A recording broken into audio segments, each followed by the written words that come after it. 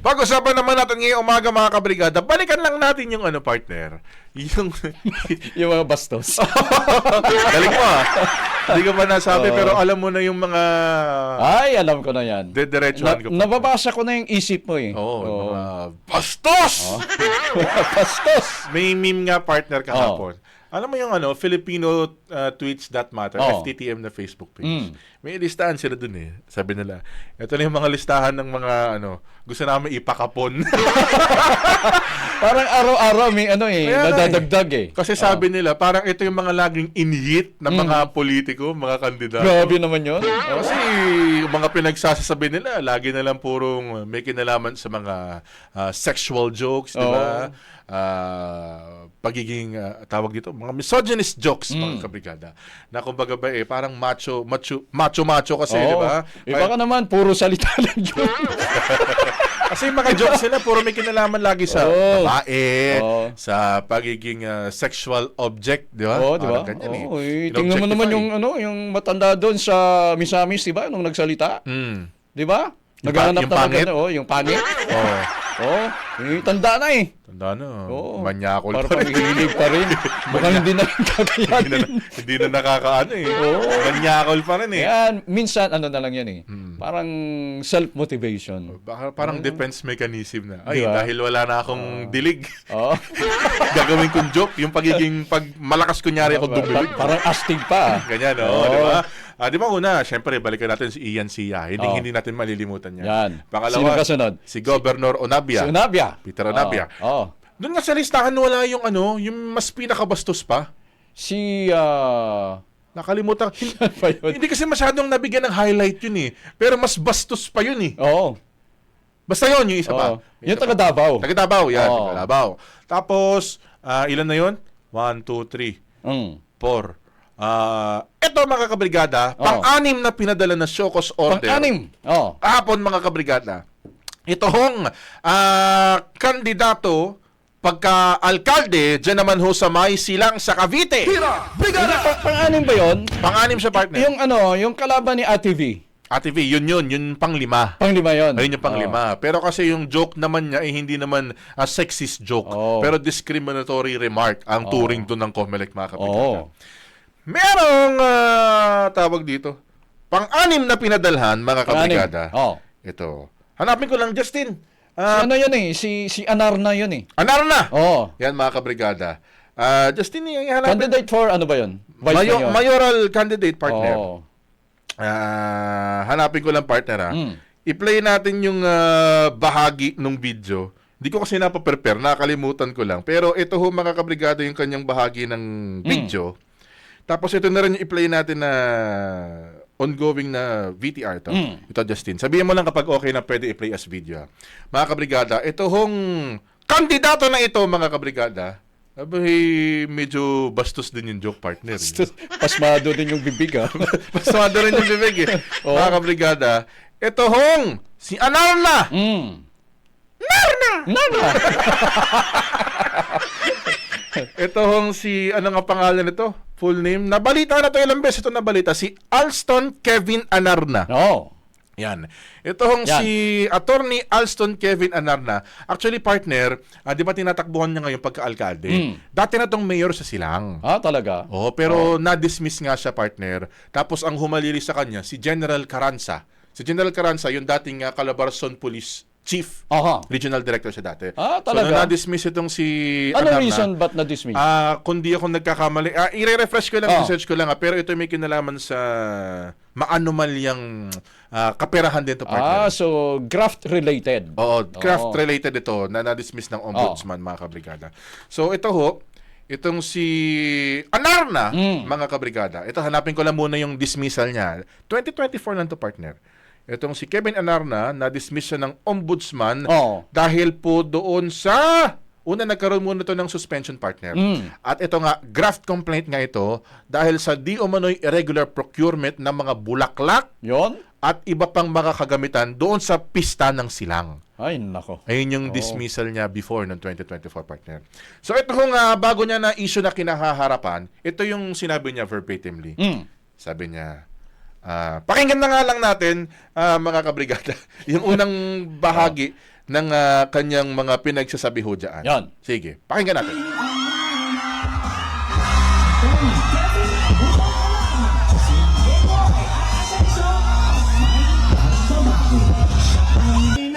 Hindi ko na mabilang kung ilan ang kumurat sa puwet ko.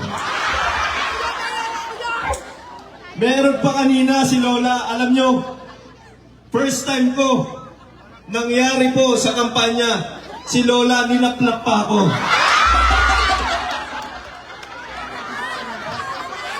Hindi ko na pinanasa, nakakahiya eh. Pero Lola, Yun! Ayun yung bahagi ng kanyang pangangampanya. Ano to? March 29. Yan, yung nakalagay doon. March 29. Pangangampanya sila. Sabi niya, si Lola, nilaplap pa ako. Oh, di ba? So, Parang parang bilib na din sa sarili, di ba? Oh, kinukurot siya, di ba? kinurot Tapos yung pet ko. nilalaplap siya. Nilaplap pa ako ni Lola. Oo. Diba? Siguro noong mga unang panahon, partner. Katakam-takam.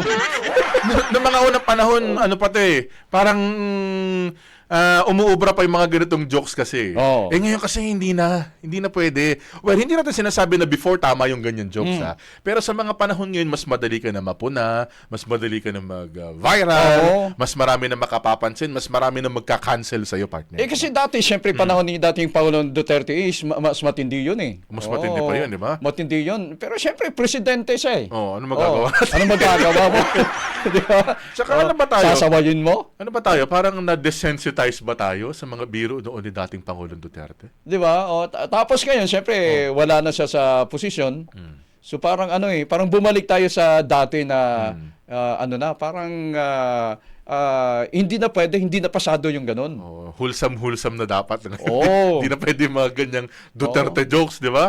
Syempre, nagkaroon ng kakaibang pamantayan. It has something to do with sa COMELEC after all, di ba? Yan. Dati yung COMELEC, hindi masyadong pinupuna, hindi masyadong pinapansin. Wala tayong magagawa. Yung COMELEC ngayon, takaw pansin doon sa mga bagay na yan. Correct. Kasi nga may bagong ahos silang resolution na nagpapatibay, naglalagay ng guidelines doon sa paglabag sa Omnibus Election Code para doon sa mga ganyang uri ng remarks. Syempre, nung panahon ni Duterte, alangan naman yung COMELEC maglalabas sa mga resolusyon na ganyan na tatamaan yung presidente mismo, di ba? Di ba? So, yun yung explanation doon. Ngayon, yung presidente, hindi naman nagmumura ngayon, maraming tatamaan dyan. Kumbaga, yung resolusyon na yan ng COMELEC, hindi maa-antagonize yung mga matataas na opisyal. Yan. Maliban pa dun sa bahagi na yun, yung sinabi niya nilaplap ako ni Lola. Meron pa? Meron pa yan eh. May kaduktong pa yun, hindi na lang nasama sa video. Basahin ko na lang. Sabi niya dito, sino ho dito ang mga solo parents? Ayan, solo parents yan naman, partner ha. Bakit parang dumarami ang solo parents? Ito, lahat ng mga solo parents, bibigyan natin ng libreng asawa. Yan. Ang gagawin natin, lahat ng balong lalaki at lahat ng balong babae, irarapol na lang natin. Yung sabi niya. Siyempre, joke. Siyempre, joke, di ba? Joke yun. Pero, siyempre, hindi yan nakakatawa sa ilan. At saka, wrong joke yan. Sabi niya, pasensya na lang po kung kanino kayo mapupunta ho ninyo. Kung kanino mapupunta yung pangalan ho ninyo pag niraffle natin. Diretso na lang ho kayo sa pangalan. Ikakasal ho kayo ni Mayor Kevin. Yan. Yan yung sabi niya. Yung parang doon yan na-fall under Brigada Gabs. Yung sa statement ni Representative Arlene Brosas na sinabi niya na parang sinistereotype naman ninyo yung mga single parents na parang sex-starved. Diba? Parang parang uhaw na uhaw. Correct, diba? Hindi naman porket solo parent ka, naghahanap ka na ng ganito, ganyan, diba? Parang ganun, parang, kumbaga ba, sinasexualize nila. Yung Parang ang mga solo baba parent. ng tingin mo sa kanila. Correct, Na ito, single parent to, ano to? Malamang naghahanap to. Tigang to. Parang Tigang ganun. ganun, Hindi ho naghahanap to. Hindi ho ganun dapat, mga kabrigada. Yung dahil sa mga ganyan jokes, parang ganun ho yung pinalalabas ninyo. Diba? Na pag solo parent ka, naghahanap ka. Siyempre may mga bata na nakikinig Brigada Gabs. naman, Baka, ganun ba 'yun kapag solo parents? Ganun pala 'yun kasi sinabi ni ni Mayor, sinabi ni attorney, Sinabi ni Gob. Ni Gob, Ganyan, di ba? Hindi ho tama yung mga ganyang uri ng biro, mga kabrigada. At dahil nga ho dyan, meron pong isang kongresista, mga kabrigada, si Congresswoman Geraldine Roman ng Bataan, na siya hong chairperson din ng Family Relations sa Kamara. Meron ho siyang isinusulong ngayon, mga kabrigada. Ito pong mandatory na gender sensitivity training, mga kabrigada. Actually, maganda yung nabanggit niya dito, partner. Para kanino 'yan na training? itong mandatory gender sensitivity training, well, hindi naman na ho, kumbaga ba, idadaan yung mga kakandidato pa lang. Ito'y, if ever man na maisabatas, mga kabrigada, ito po'y mag-a-apply na sa mga nahalal na opisyal. So parang Brigada Gas, parang dadagdagan nila yung mga subject matter sa mga crash courses, di ba? May Ayan. mga, nung nahalal si dating Senador Manny Pacquiao, di ba? Nagkaroon ng crash course course. sa public administration. Correct. So ngayon parang dadagdagan nila. Ayan. Oh. Parang ilalagay na itong gender sensitivity training. Oh. Para mas malinaw, ano ba yung gender sensitivity training? So itong gender sensitivity training, dyan ho kayo sasanayan kung paano malalaman ho ninyo na ay ito. Oh. Tama pala to. Ito, discriminatory discriminatory to. pala ito sa babae, sa LGBTQIA+ community. Ito pala ay discriminatory rin kahit sa mga kalalakihan. Di ba? Ito pala ay politically insensitive na termino. Correct. So dapat alam mo na minsan, halimbawa, yung mga nasa LGBT, kung ano-anong tinatawag Brigada Gabs, tinatawag na tibo, bading, di ba? So, hindi accepted dyan ngayon kasi may politically correct term para dyan. Correct. Miyembro ng LGBTQ+. Yan. Oh. So yung mga ganong bagay daw ho, gusto ng isang kongresista, si Kong Roman, na dapat pagdaanan ng mga mahahalal na opisyal. Yan, di ba? May mga halimbawa yung mga PWDs dati, ano bang tawag doon? Mga disabled. Yun yung sinatawag nila, di ba? Tayo mga kabrigada, bilang isang demokrasya, nag-i-evolve po tayo, nag-a-upgrade po tayo na may mga termino na hindi katanggap-tanggap at binabago natin yan, nire-reforma natin yan para magiging inclusive ang ating pamayanan, ang ating lipunan. Ang bahaging ito ay hatid sa atin ng Yummy-Vit ES3 Syrup. Simulang tuparin ang pangarap ng iyong anak. And starting now,